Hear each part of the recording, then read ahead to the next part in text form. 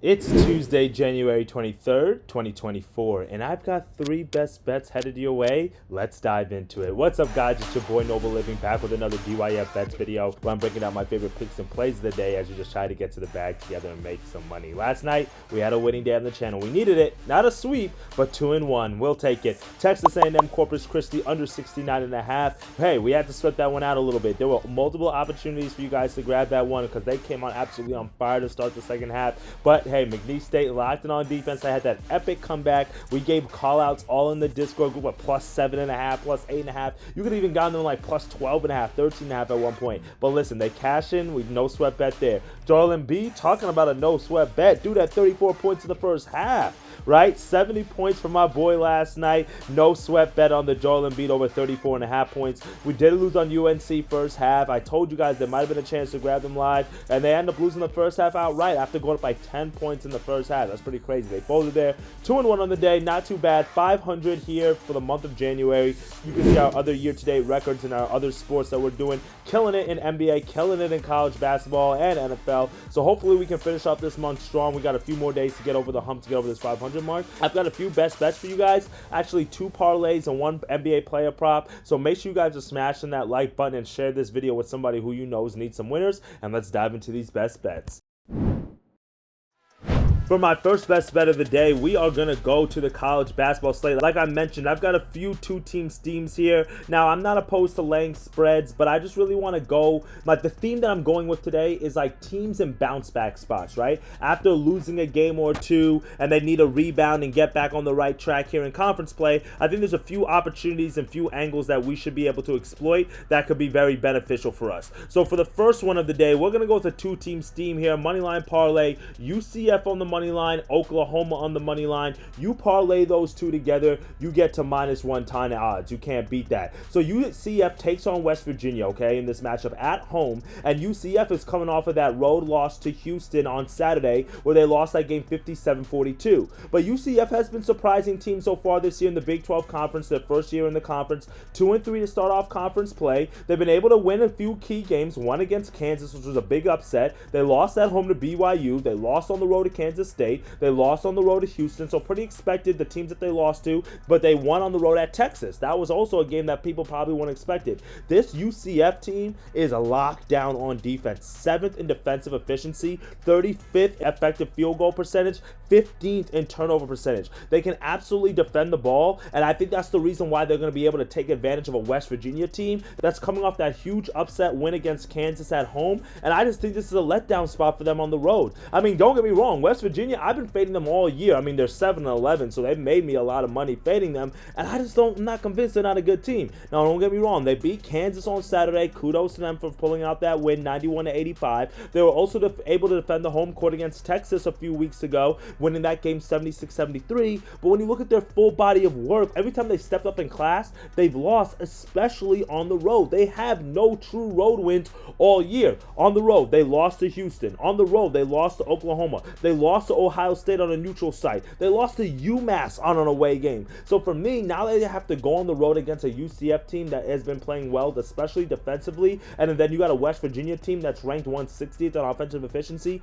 I just don't see them scoring enough points here. I think this is a letdown spot for West Virginia here. So give me UCF at home and a letdown spot for West Virginia after upsetting Kansas in their last matchup. I think UCF wins this one. I'm going to take them straight up on the money line. Now for our second matchup, we've got Oklahoma versus Texas here, and this is another matchup here where I think Oklahoma should be able to grab the W here at home. They've been very good at home this year, defending the home court. They actually have not lost a game at home this year, the 15-3 Sooners, that is, and they're taking on a Texas team that's coming off of a big win at home on Saturday against Baylor, where that one came right down to the wire. We actually gave out Texas money line inside the Discord group, and they hit that game-winning layup with no time left to win that game against an in-state rivalry. But again, this is a letdown spot. That takes a lot of energy out of your team, beating a team like Baylor, who's very good on both the offensive and defensive end, and now you have to go on the road to a very tough place to play in Oklahoma. I just think this is, again, another letdown spot for Texas. And keep in mind, after winning that game against Baylor at home, the 2 games before that, they were at home against UCF. I just spoke about how they were upset in that game, and they lost on the road to West Virginia, and then they also lost earlier at home against Texas Tech to start off conference play. That's why they're 2-3 in conference play.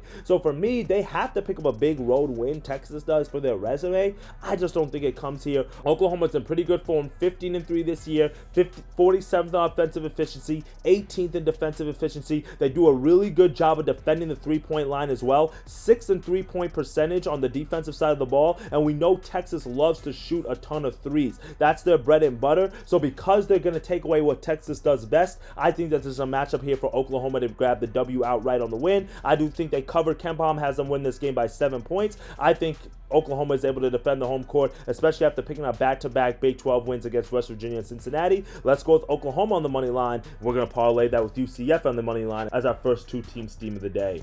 Now, for our second two-team steam of the day, I'm staying in the college hardwood slate here, and I've got two more teams that I said that I think are in a letdown spot. We're going to go with Virginia Tech here. We're going to parlay that with TCU here. That gets you to about plus 117 odds, so you got that money line parlay there. Now, TCU is on the road in this matchup, and I know sometimes in conference play people don't like taking road favorites. I get that. Playing on the road in conference play is one of the toughest things you can do in college basketball, and truthfully, if you've been watching the games, this is your opportunity to be able to grab teams like TCU that's favored by 3 or 4 points on the road, and then let's just say their opponent gets out to a hot start, you're able to grab them live. We are making a ton of money all weekend like this. McNeese State was on the road as an away favorite last night. Guess what? You could have gotten them plus 7.5, plus 8.5. You could have grabbed that. Okay, you could have done the same thing on Saturday against Kansas when they played against West Virginia. Yes, they lost that game outright, but there was chances that you could have gotten them at plus 5.5, plus 6.5. There have been tons of opportunity for you to get live value on these games, so make sure you guys are paying attention to that, and especially if you have your evenings free, make sure you're putting on your YouTube TV, your ESPN, and watching some of these games and taking advantage of the line movement. That's just a little betting tip for you guys, a little trick of the trade that's made me a ton of money this weekend, and hopefully it can do the same for you guys here as we close off the season in conference play. But let's go back to this two-team steam here. The reason why I was mentioning TCU being on the road as a away favorite, you might want to swap them out and you can take a home favorite, and that's Creighton on the money line. They're playing Xavier. You guys know Creighton's blown me a few times. Pause. Not a big fan of that. So because of that, you can take them, but that gets you about minus 120 odds if you do parlay that with Virginia Tech. All right. So let's break down this Virginia Tech game real quick. Virginia Tech is taking on Boston College at home in this matchup, and I like Virginia Tech. They have a really good offensive team. They shoot the ball well from the three-point line, 70th in three-point percentage, shooting it over 36% from there. They shoot free throws really well, actually 5th in all of college basketball in free throw percentage, 73rd in offensive efficiency, and solid on defense as well, 46th in defensive efficiency. Boston College is a solid team. They're not bad, but this Boston College team, every time they've stepped up in class, they've kind of been a letdown, especially in conference play, right? They're 2-5 in conference play, and if you look at all their 5 losses, they've been against good teams. And if you look at their 2 wins, they've come against mediocre teams. Their 5 losses: NC State, Wake Forest, Syracuse, Clemson, and North Carolina. Their 2 wins: Notre Dame and Georgia Tech. You see my point there, right? Now they have to go on the road to Virginia Tech. Not an easy place to play, and Virginia Tech is coming off that road win on Saturday where they upset NC State. They were the underdogs in that game. They won that game by 6 points. I like Virginia Tech in this matchup. They're playing good basketball right now, and I think this is a good bounce back spot for them after they dropped a few conference games on the road against Wake Forest and Florida State, and then they also dropped the home game against Miami, which is not a bad loss. I mean, considering Miami, they're a solid team, but they also lost on the road to Virginia. So they've been able to defend the home court, picking up a home conference win against Clemson earlier this year, and then also doing the same thing against Louisville. I think they defend the home court today against Boston College, a team that really struggles here on the defensive side of the ball, especially when it comes to defending the three-point line. 292 on defensive three-point percentage in terms of for Boston College, and that's playing right into the hands of what Virginia Tech likes to do. And guess what? They're also 358th when it comes down to free throw percentage on the defensive end, so that means they give up a lot of fouls as well. The 2 things that Virginia Tech does well: hit free throws, hit three-pointers. That is what Boston College sucks at. Virginia Tech should be able to grab the win at home. Now, breaking down this TCU game, like I said, if you want to take a home favorite, go with Creighton on the money line, but this is a bounce back spot for TCU, who've just found themselves losing 2 games in in a row in conference play. Now they found themselves 2-3. See, they started off conference play. They barely lost that game against Kansas at Kansas, 83-81. Then they were able to win 2 back-to-back conference games, one against Oklahoma and then one against Houston, the number 1 team in the country at the time, but both of those games were at home. Then they went on the road to Cincinnati, lost that game in overtime. Tough place to play in Cincinnati, and they just lost at home on Saturday. I actually lost on this game because I had TCU on the money line. They lost to Iowa State by 1 point, 73-72. So for me, this is a bounce back spot against an Oklahoma State team that they have to beat. Now they're 2-3 in conference play. They have to be able to pick up games because before you know it, they might find themselves a little bit further down the ladder, especially when you look at their full body of work. You got games against Baylor, Texas Tech, Texas, Iowa State, Kansas State, Cincinnati. Like, there are other BYU on the road. Like, there are other teams that they have to win against later on in conference play and that they might lose against. So this is one of those games, even though it's on the road, they have to win. Now, Oklahoma State is not that good of a team, especially on the offensive side of the ball, ranked 177th on offensive efficiency,